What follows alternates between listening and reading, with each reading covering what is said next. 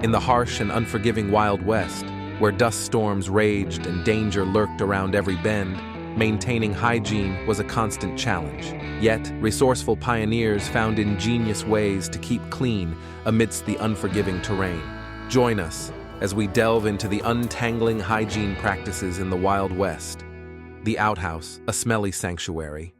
In the untamed frontier of the Wild West, where modern plumbing was but a distant dream, outhouses reigned supreme. These simple structures, often nothing more than rickety wooden sheds, served as the communal restroom for cowboys, settlers, and outlaws alike. Perched precariously over deep pits in the ground, outhouses were the epitome of Wild West sanitation, or rather, the lack thereof. Within their weathered walls brewed a potent cocktail of odors that would make even the toughest cowboy wince. The stench of human waste mingled with the musty scent of decaying wood and the sharp tang of urine, creating an aroma that would put a skunk to shame. But the smell isn't the only thing that'll make you want to hold your breath. These outhouses were a haven for all sorts of creepy crawlies. Flies buzz around your head, while spiders and other bugs scurry across the walls and floor. It's like a miniature ecosystem of filth, where the only rule is survival of the foulest. But despite their shortcomings, outhouses were a necessary evil in the Wild West. They offered a modicum of privacy in a world where personal space was as scarce as water in the desert, and when nature called, they were the only game in town. Hair care in the Wild West. Lard, whiskey, and pencils. In the Wild West, the concept of hair care was as wild and untamed as the frontier itself. Forget about fancy shampoos, conditioners, and styling tools. The folks of the Old West had to get creative with their hair care routines, using whatever they could get their hands on. One of the most popular shampoos of the time was a scentless concoction made from lard and lye. Yes, you read that right. The same stuff used to make soap and grease up a cast iron skillet. These soap bars were as harsh as they were effective, stripping the hair of dirt and grime, but also leaving it as dry as a tumbleweed in the desert. But the resourceful pioneers of the Wild West didn't stop there. They also turned to a more unconventional hair care ingredient, whiskey. That's right. The same liquid courage that fueled many a barroom brawl was also believed to be a miracle elixir for the hair. Mixed with a dollop of castor oil, this potent potion was thought to cleanse the scalp, promote hair growth, and add a little extra shine to those unruly locks. And when it came time to style their hair, the folks of the Wild West didn't have the luxury of electric curling irons or high-tech straighteners. Instead, they relied on a more primitive tool, the humble pencil. Women would heat pencils over a flame until they were hot enough to curl their hair, creating a look that was part schoolmarm, part saloon girl. But the most surprising hair care ingredient of all? Good old-fashioned dirt. That's right. Some pioneers believed that a little dirt and grease in the hair was a sign of good health. They figured that if their hair was too clean, it must be a sign of illness or weakness. Talk about a different perspective on hygiene. Lysol, the surprising solution for personal hygiene.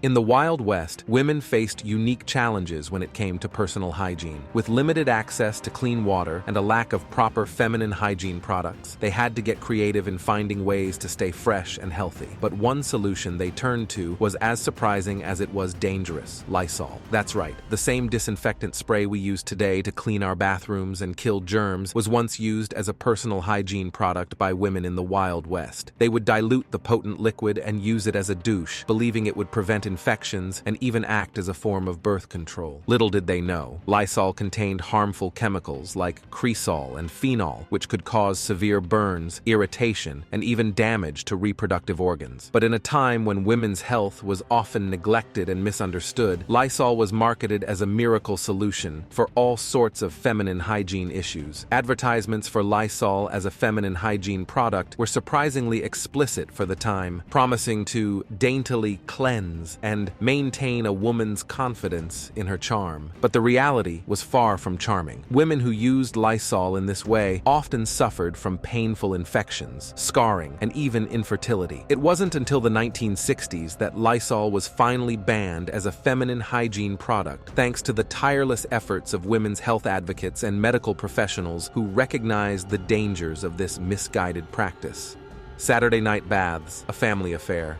In the Wild West, the concept of a daily shower was as foreign as a vegetarian at a cowboy cookout. With water a precious commodity and indoor plumbing a luxury reserved for the wealthy, most families had to make do with a once-a-week bathing ritual known as the Saturday night bath. The most common method was a large metal tub filled with steaming hot water from the stove, placed in the middle of the kitchen or living room. One by one, each family member would take their turn in the tub, starting with the oldest and working their way down to the youngest. And if you were lucky enough to be the first one in, you might even get to enjoy a few moments of solitude before the water turned murky and tepid. But more often than not, Saturday night baths were a family affair. Siblings would splash and play in the tub, while parents scrubbed behind ears and between toes. It was a time for bonding and relaxation, a brief respite from the hard work and grime of frontier life. Of course, the downside to this communal bathing arrangement was that by the time the last person climbed into the tub, the water was less than crystal clear. In fact, it was often a murky shade of gray, with bits of dirt and debris floating on the surface. But in a world where water was scarce and time was precious, a little dirt was a small price to pay for the luxury of a weekly bath.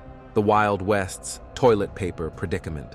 When nature called in the Wild West, answering was no small feat. In a time before the luxury of soft, quilted toilet paper, pioneers had to get creative when it came to cleaning up after a visit to the outhouse, and their solutions were far from glamorous. Corn cobs were the go-to wiping material for many pioneers. After enjoying a cob of sweet corn for dinner, they'd simply repurpose the leftover cob as a makeshift toilet paper. Talk about recycling. But corn cobs weren't the only option. In a pinch, pioneers would tear pages from old magazines or catalogs, using the rough, inky paper to tidy up their nether regions. And if they were really desperate, they might even resort to using leaves, grass, or whatever other natural materials they could find. It wasn't until 1857 that a man named Joseph Gaiety introduced the first commercially available toilet paper. But even then, it was a far cry from the cushy rolls we know and love today. Gaiety's paper was sold in individual sheets, medicated with aloe and infused with a lovely scent. But at 50 cents for a pack of 5 sheets, it was a luxury that few could afford. The Wild West bed, a haven for bugs and straw.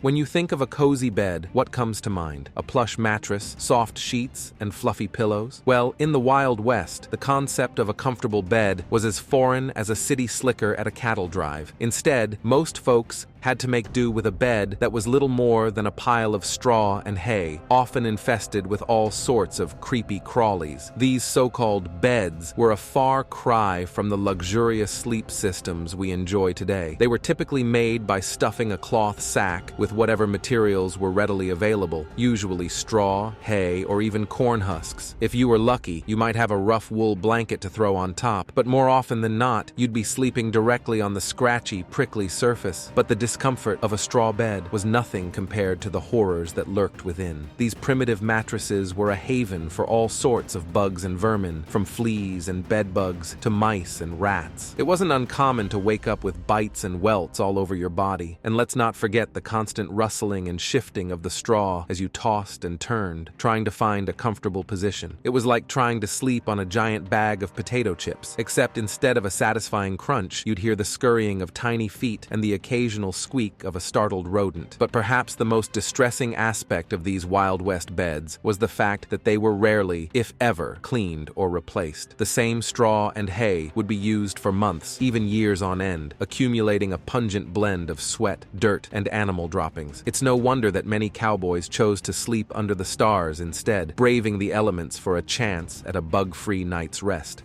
The communal towel, a germ-infested relic of the Wild West. Step into any modern-day saloon, and you'll find a basket of crisp, clean napkins or a stack of disposable paper towels. But in the Wild West, the concept of individual hygiene was as rare as a teetotaler at a whiskey convention. Instead, patrons of these rough-and-tumble establishments had to make do with a far more unsavory option, the communal towel. This long, narrow strip of cloth, stained and damp from countless uses, hung from a hook behind the bar. As cowboys and miners bellied up for a drink, they'd grab grab the towel and use it to wipe the beer foam from their beards and mustaches, leaving behind a trail of germs and grime for the next unsuspecting patron. These communal towels were a breeding ground for all sorts of bacteria and diseases. With no regular washing or sanitizing, they'd accumulate a nauseating mix of saliva, sweat, and who knows what else. It's no wonder that outbreaks of colds, flu, and other illnesses were so common in these frontier watering holes. After a few days of heavy use, they'd take on a mottled, grayish hue, like a piece of old burlap that had been dragged through a muddy pig pen. The sight of a cowboy wiping his face with one of these rags was enough to turn even the strongest stomach.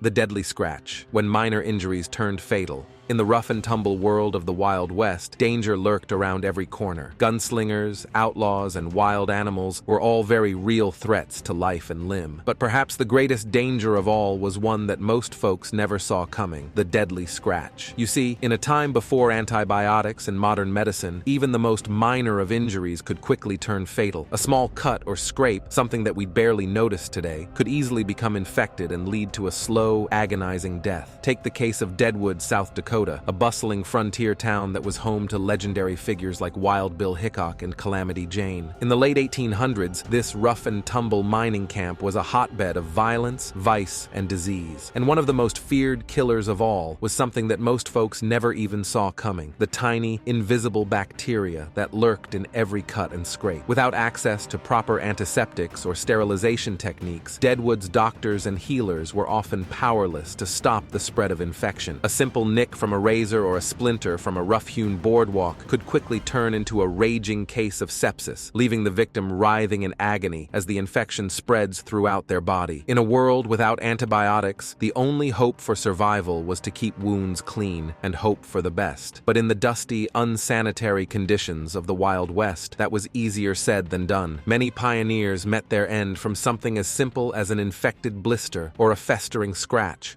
the rise of public bathhouses. In the Wild West, where dust and grime reigned supreme, the concept of regular bathing was as foreign as a well-mannered outlaw. But as the frontier began to civilize, folks started to realize that maybe, just maybe, a good scrub down wasn't such a bad idea after all. Enter the public bathhouse, a beacon of cleanliness in a sea of dirt and sweat. These establishments began popping up in the 1850s, offering a much-needed respite from the filth and stench of everyday life. For a few bits of copper, you could indulge in a steaming hot bath, complete with a private tub and all the fixings. However, not all bathhouses were created equal. In the bigger cities, like San Francisco and Denver, you could find yourself soaking in the lap of luxury at a fancy Turkish bath. These highfalutin joints featured marble floors, steam rooms, and even massage services, a far cry from the wooden tubs and cold water of the more common bathhouses. But for most folks, the public bathhouse was the only option for a good, thorough cleaning. These places were a godsend for miners, cowboys, and anyone else who spent their days toiling in the dirt and grime of the Wild West. And let's be honest, after a few weeks on the trail, eating beans and sleeping under the stars, a hot bath was probably the closest thing to heaven on earth. The surprising truth behind infrequent showers in the Wild West. When you think of the Wild West, what comes to mind? Gunfights at high noon, tumbleweeds blowing through deserted streets? How about a bunch of smelly, unwashed cowboys? Believe it or not, that last one might be closer to the truth than you think. You see, in the rough-and-tumble world of the frontier, folks had some pretty strange ideas about personal hygiene. Take showers, for example. Most pioneers and cowboys believed that too much bathing was actually bad for your health. They thought that all that hot water and steam would open up your pores and make you vulnerable to all sorts of germs and diseases. Of course, it didn't help that clean water was about as scarce as a vegetarian at a cattle drive. In many parts of the Wild West, water had to be hauled in from miles away, and it was often murky and contaminated. When you're living in a world where dysentery and cholera are real threats, the idea of using precious water for something as frivolous as a bath seems downright foolish. So, how often did folks in the Wild West actually bathe? Well, it depends on who you ask. Some accounts suggest that most people only took a a full bath once or twice a year, usually in the spring or fall. Others claimed that a weekly sponge bath was more common, using a basin of water and a rag to wipe down the essential areas. But even that might be overstating things. Many cowboys and frontiersmen went months without a proper wash, relying on a quick dip in a river or a splash of water from a canteen to keep the stink at bay. And when you're spending your days riding horses, wrangling cattle, and sleeping under the stars, a little body odor is the least of your worries. Unbelievable medicines of the Wild West, from cocaine to aspirin. When it comes to medicine in the Wild West, the old saying, "desperate times call for desperate measures," takes on a whole new meaning. With few trained doctors and even fewer reliable remedies, folks on the frontier had to get creative when it came to treating their aches and pains. Take toothaches, for example. Today, we might pop a couple of Advil and call it a day. But in the Wild West, the go-to remedy was a little more, shall we say, unconventional. Picture this: a grizzled cowboy, his face twisted in agony, reaching for a small vial of cocaine. Yes, you read that right, cocaine. You see, back in the 1800s, cocaine was considered a wonder drug, a cure-all for everything from headaches to heartaches. When it came to tooth pain, a few drops of cocaine on the gums were thought to be the fastest way to numb the agony. Of course, we now know that cocaine is about as far from a safe and effective painkiller as you can get. But hey, at least it probably made that root canal a little more bearable. And when cocaine wasn't available, there was always whiskey. The same potent spirit that fueled countless barroom brawls also served as a crude but effective painkiller. Got a bullet lodged in your arm? Take a swig of whiskey. Broke your leg falling off a horse? Whiskey to the rescue. It may not have been the most medically sound approach, but in a world without antibiotics or anesthesia, a little liquid courage could go a long way in dulling the pain and fortifying the spirit. But perhaps the most surprising Wild West drug was one we still use today: aspirin. Believe it or not, this humble little pill has been around since the late 1800s, when a German chemist named Felix Hoffmann first synthesized it from willow bark. And while it may not have been as flashy as cocaine or as potent as whiskey, aspirin quickly became a staple of frontier medicine chests.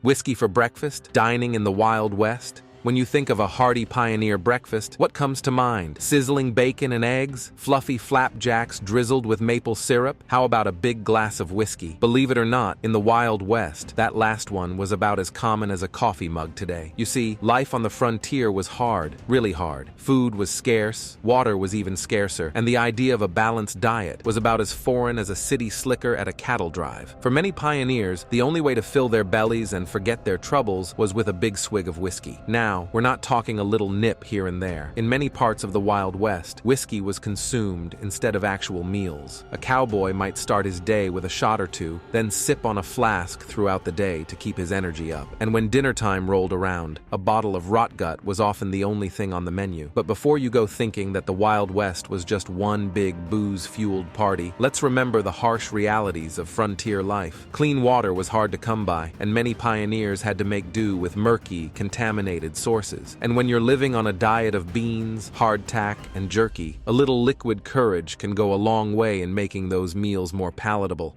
Flies, mosquitoes, and sleepless nights, the bugs of the Wild West. If you thought the outlaws and gunslingers were the biggest threat in the Wild West, think again. In a land where basic sanitation was a luxury and insect screens were a thing of the future, the real menace came on 6 legs and buzzed with a vengeance. Just ask Rose Pender, a visitor to the American West from 1883 to 1888. One particularly memorable night, she tried to catch some shut-eye in a frontier town, only to find herself besieged by a swarm of bugs. As she later recalled, "Bugs abounded. I got very little rest." It's a sentiment that many pioneers could relate to. You see, in the Wild West, flies and mosquitoes were about as common as tumbleweeds and sagebrush. Without proper screens on windows and doors, these pesky critters had free rein to invade homes, saloons, and even outhouses. And once they got in, they made themselves right at home, buzzing around food, laying eggs in bedding, and generally making life miserable for everyone. But it wasn't just the annoyance factor that made these bugs such a scourge. Flies flies, in particular, were known to carry all sorts of nasty diseases, from cholera to typhoid fever, and with outhouses and open sewers dotting the landscape, it wasn't hard for these flying menaces to pick up a few hitchhikers along the way. Mosquitoes, too, were more than just a nuisance. In a time before bug spray and citronella candles, these bloodsuckers could make a good night's sleep all but impossible. Many pioneers resorted to smearing their skin with foul-smelling concoctions of grease and tar, or huddling under suffocating mosquito netting just to get a few hours of shut-eye. It wasn't uncommon for pioneers to wake up in the morning to find a layer of dead bugs on their windowsills, or a swarm of mosquitoes buzzing around their heads. And heaven forbid you left a door open for more than a few seconds. You might as well have rolled out the red carpet for every creepy crawly in the county. But it wasn't just the annoyance factor that made this open-door policy such a problem. Bugs and vermin could carry all sorts of diseases, from malaria to dysentery, and with outhouses and open sewers dotting the landscape, it was all too easy for these pests to pick up a few unsavory hitchhikers along the way.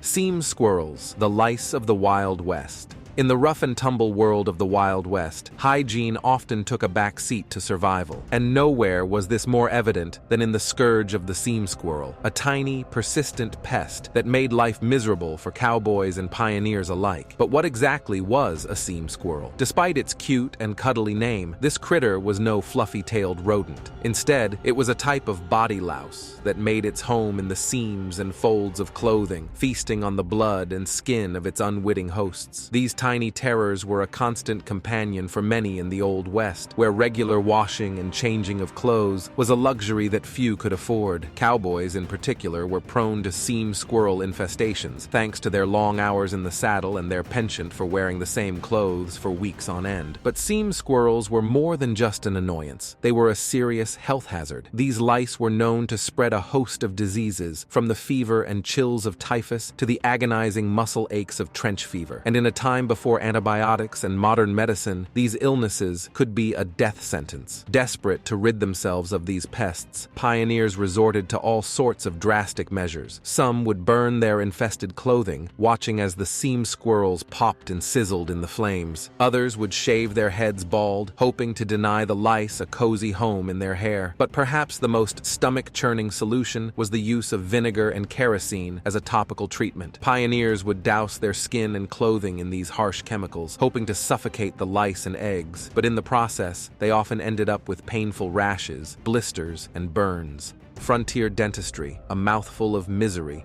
In the Wild West, dental hygiene was about as rare as a gold nugget in a creek bed. With few trained dentists and even fewer tools, pioneers were left to their own devices when it came to caring for their teeth, and their methods were far from gentle. For most folks on the frontier, a toothbrush was a luxury they could hardly afford. Instead, they'd make do with a twig or a sprig of mint, chewing on the fibrous material in a vain attempt to scrub away the grime and decay. And if they were feeling really fancy, they might rub their teeth with a rough cloth or a spare bit of leather. But even these rudimentary efforts at dental hygiene were often too little, too late. With a diet heavy in sugar and starches, and with no fluoride to strengthen their enamel, pioneers were prone to all sorts of tooth troubles. Cavities, abscesses, and gum disease were as common as cowboy boots and spurs. When the pain of a toothache became too much to bear, pioneers would seek out the services of a local dentist, if they were lucky enough to have one. But these frontier tooth pullers were often little more than barbers or blacksmiths,